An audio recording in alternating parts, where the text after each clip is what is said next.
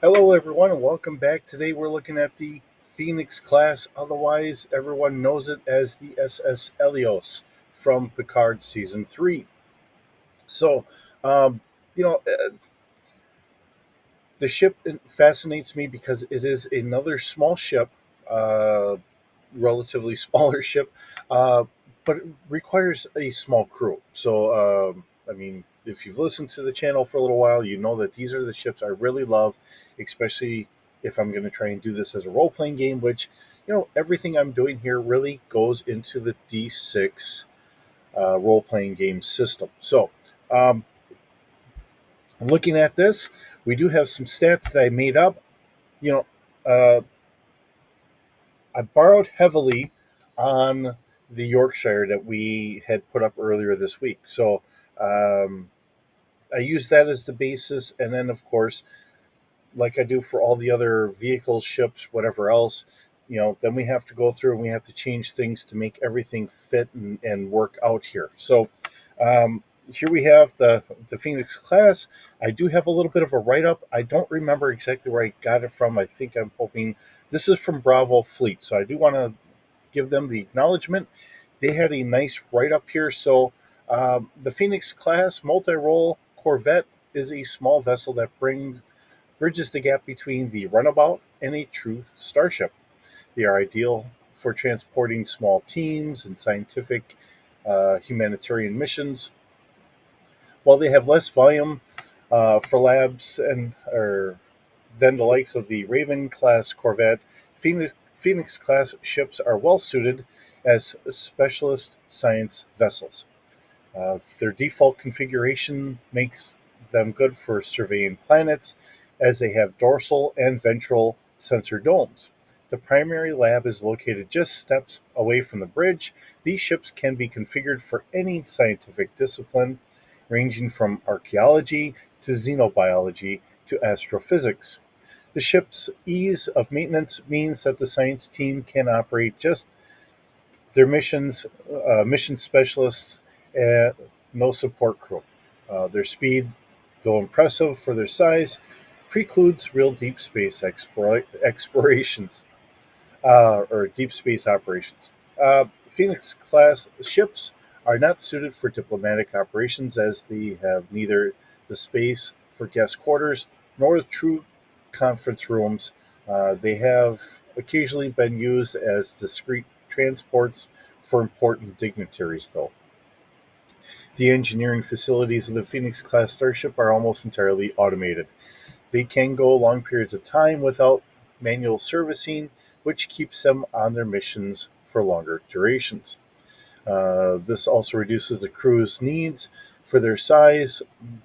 They have an impressive top speed, which is assisted by the warp field governor located between the two nacelles. Um, Impulse performance is also good. Some of these ships have been fitted with high power tractor beams for use as shipyard tugs or for salvage operations. Much of the lower volume of the primary hull is available for cargo storage. These ships do not have a shuttle bay, but they do have a docking port available for a shuttle behind the main bridge.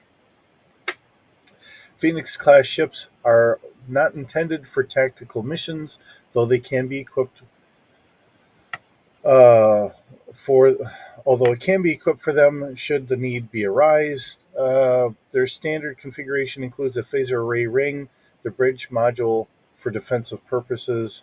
Um, they would quickly find themselves overpowered by most opponents in space, so their tactical or security role that they might end up playing would involve delivering a security team to a mission location, not ship to ship combat. Capable of being flown by a crew of just two, the Phoenix class starships are extremely tiny but not uncomfortable. Typical mission teams are between 2 and 10, with each team member having a small cabin. Some have a small holodeck, but usually the only recreational area is a common mess hall. Often, teams are only aboard these ships for duration of their mission, so they see the vessel less as a home and more of just a means for transport. For humanitarian missions, the cargo hold can be used to transport supplies or services as the Tirang area. Typically, these ships have an EMH rather than a medical officer. Developed in 2360s as a larger, faster version of Danube class runabout, the Phoenix took off as an entirely different direction from the Erie, uh, trading internal volume for speed, while the Erie class was slow and reliable for a crew of up to 20. The Phoenix class ships could carry half that number of crew, but at a much larger speed ratio. Both ships could carry small mission teams, but the Phoenix was fast enough to get important cargo to where it needed to go quickly. A Starfleet service, or in the Starfleet service, they have been primarily used as small science vessels and transports. They also serve similar roles in civilian service. And this is where I'm going to change things up, and you'll notice in the stats, and I'll kind of talk about that as well. The initial units were produced around the time of the Dominion War, and though many iterations, or through many iterations, now continue to be produced. As of the early 2400s, a small contingent of these ships operate under the auspices of the Fourth Fleet, where they support mission teams from Starfleet's starbases. The Phoenix class ships are very small and capable of being run by a single person, but they could have a crew of up to 10 compared to the Raven. Okay, and this kind of doubles.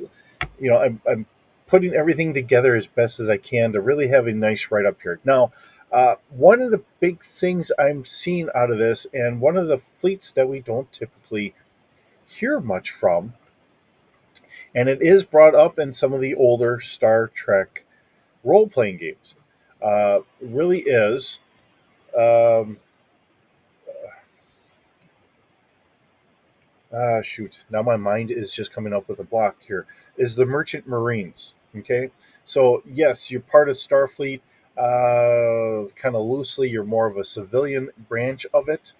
They may or may not have Starfleet's typical rules and regulations. They are denoted in different ranks. Now, that might all change later on under Starfleet's over encompassing arm of operation and that. But really, what I see this is a small possible merchant marine or Starfleet transportation division ship. You know, you could get a lieutenant and an ensign, or maybe a lieutenant and a couple ensigns or something like that to operate this just to ferry stuff back and forth. And in some of the other role playing games, they've come up with other ships to fill that gap. So, as some of those ships might age out of being used, maybe they're sold off to other planetary governments that kind of help fill their fleets. And Starfleets want something a little bit more modern, something that's a little bit more up to date to try and keep everything safe and secure. We move into a ship like this. So, with that in mind, like I said, I took the Yorkshire, which was an older transport, and here we take it into here. And actually, I think when I was talking about the Yorkshire, I was thinking that was the one that was on the Dyson Sphere, but technically, thinking about it a little bit more, that was a different ship. So, when you're screaming at me on the comments on that one, it is duly noted on this. So, uh, keeping this, now the Yorkshire was a starfighter scale. Now we have a capital scale because this is a little bit bigger. That was only 90 meters. We're at 119.7 meters long. I didn't change the width or the deck size. Okay, I left that be. I figured this kind of fits. Really, we're looking at a nice long ship again. Um, and I could not find the stats for how width or tall this is. So without knowing, I left them be. So that's why we have similar in that regard. Now, the ship mass being down to 31,000 metric tons instead of being, what was it, 55,000 metric tons for the Yorkshire, is still a size 3 spacecraft. We do have an autopilot of 3D, so if you need to have the ship, as we've seen so many times in like the Next Generation or something else, if you have a small crew, you can talk to the ship and have the ship lay in a course to whatever. It has that automation to it. So we have that automation being at a 3D. Uh, crew crew complement, only needing two people or two beings on board, and being a little bit more forgiving on this because it's meant for a smaller crew, possibly down to one. Uh, Instead of having a plus 10 difficulty, it's only a plus 5 here. So changing things up, making sure that we have everything kind of worked out. We only have room. I put it at 8 passengers, although it did say that it could go up a little higher. Um, it's only really meant for 10 people. Now, it's not to say you can't reconfigure it. We do have a cargo capacity of 3,000 metric tons. You could always take a little cargo space away and then move it here or there. Uh, if we're using this as a extension of what we've learned for the Danube, there's a good possibility there are modular sections on the ship that we could either swap out pods or, most notably in my mind, we might have essentially, um, kind of like add-on container pods or something like that, much like what we see with the Danube, where they have the roll bar with the torpedoes. Um, Goodness gracious. Trying to think of some of the other ships that have some of these. Not the Galaxy class, but the Galaxy class is offshoot here. And I don't know why it is, but every time I'm doing stuff like this, my mind blanks. So I'm going to cheat and just bear with me. I'm going to grab the old book here. Because I always try to keep the book here so I can hopefully knock my mind into gear and kind of get things going here. Because regrettably, it doesn't always want to do it. All right, so the Nebula class. Now the Nebula class has got different that top pod on there that can be reconfigured for whatever. Uh, if we had something like that, the Titan class was something. Not the Titan class, but the Titan had something similar on there. Um, they're nice configurable pods. So if you need a shuttle bay for essentially planetary relief missions or something like that, you could always put that on here. On this, I'm going to guess maybe it would be underslung instead of being on top. But seeing that we don't get to see any of that added on here, it's kind of hard to say in all. So just kind of throwing it out there, leaving it out there, however that all works. Okay, so I think we hit consumables. We have enough consumables for about 1 year. Now, for some of the stats, we did have the warp drive being at a 7.2 for our standard cruise. A max cruise speed is 8.7, and the engine's overall max rating was a warp 9 for 12 hours. Of course, we have our nav computer maneuverability. I kept it at about a 2 plus 1 or 2D plus 1, say it that way.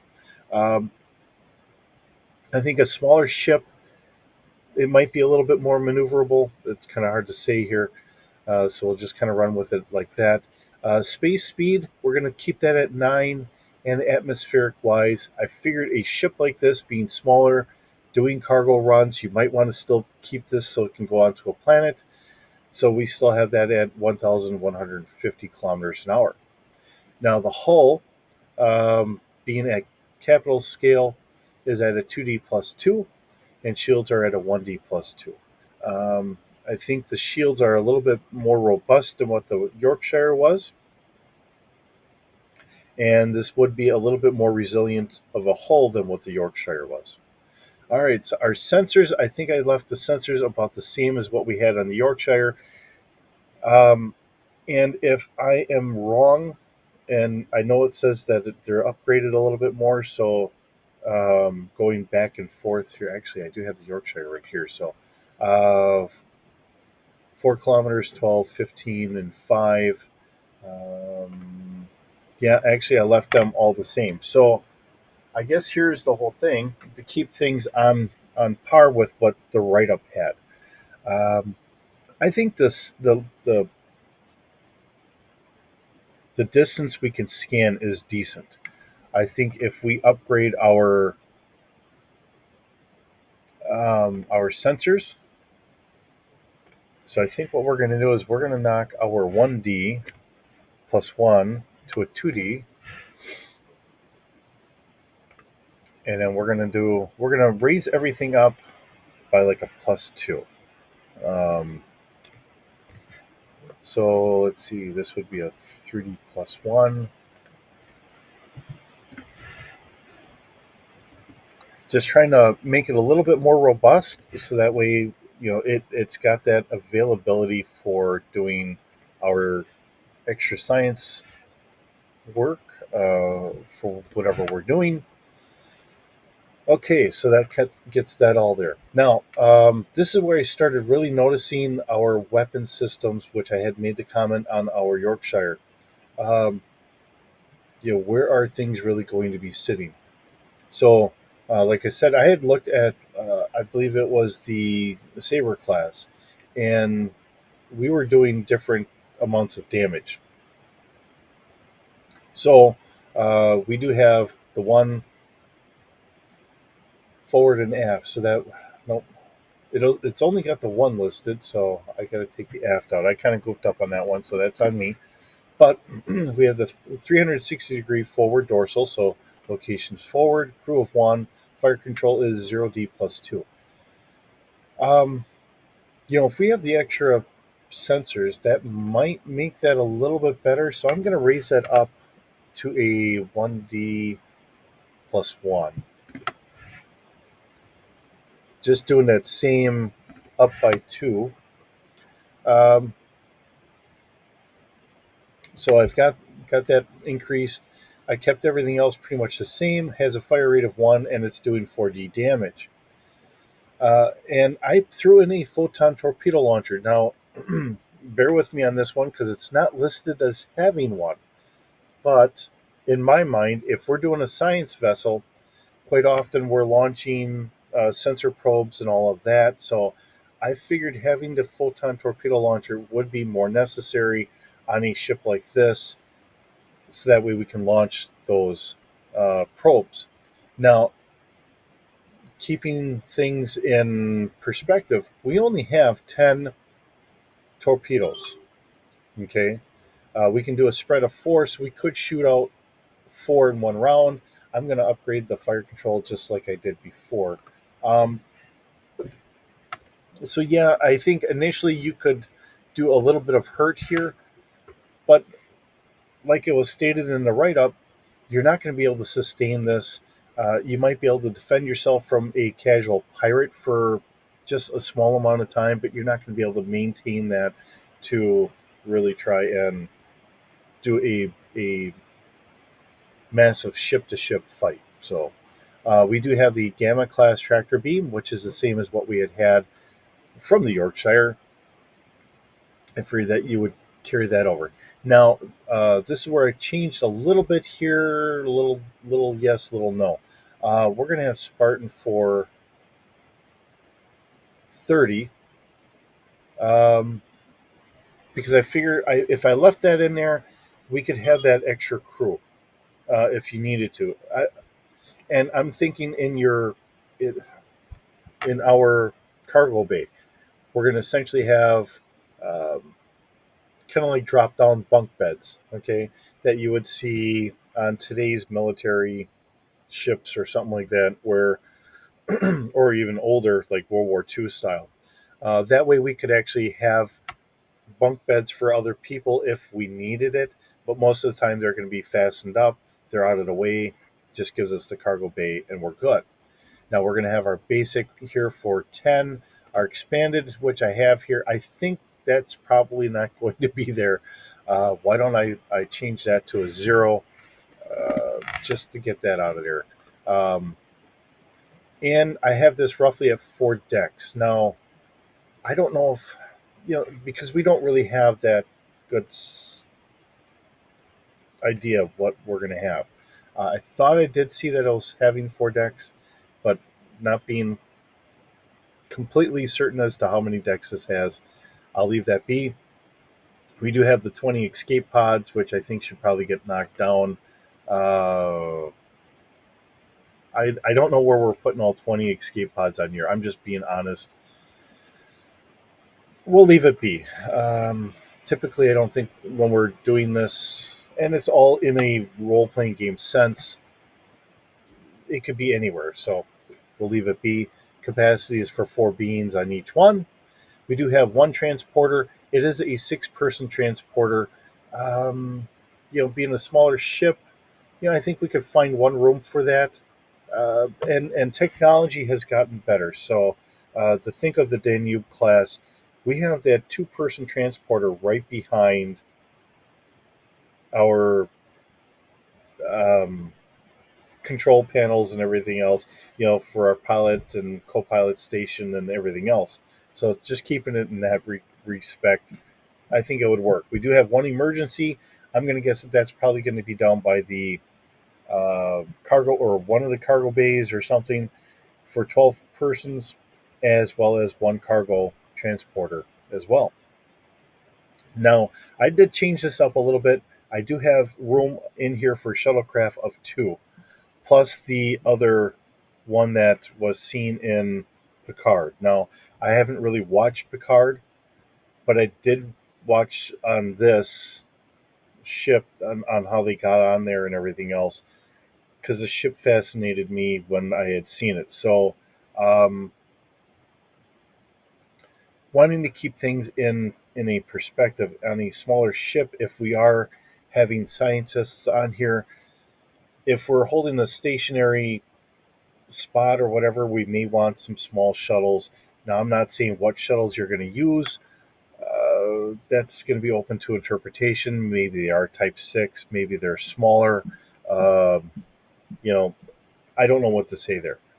But I think for a ship like this, if we're going to use it for science and everything else, we very well might want to have some shuttlecraft, but it's going to be very small. And with the shuttle that they had come in with or whatever being closer to the size of the Danube, they may not have the room inside for that. So just throwing it out there in that regard. And of course, we're going to have 10 probes here, which is why I threw in the torpedo launchers to begin with. I wanted them to be able to sustain doing science missions, and typically in the viewpoint of what we see Starfleet doing, we always launch probes, so that's why I threw it in there. Now, to me, this kind of encompasses a good ship and a good roundabout reason why we have this. Now, this is also made in on Mariposa shipyards, so I do want to throw that out there because that was one note that was kind of thrown out there, and a few things that I did have on the ship. So um, please feel free to let me know what you think shouldn't stay, whatever. I think this, if for nothing else, if you're looking at this and wanting to get a good view of this or get a good start, I think we have that here. Um, but by all means, feel free to give me any suggestions. I might throw it in there for myself, but I think a ship like this is a wonderful ship to have, especially for doing a role playing game, because it is a small crude ship and it gets our players to have to think of how to fix things on their own instead of saying, hey, let's get an engineering team or a science team or something. It's just them. So, with that, thanks for stopping by. Thanks for visiting. It's always wonderful having you guys stop by. Hope you're having a wonderful day, and we'll see you in the next video.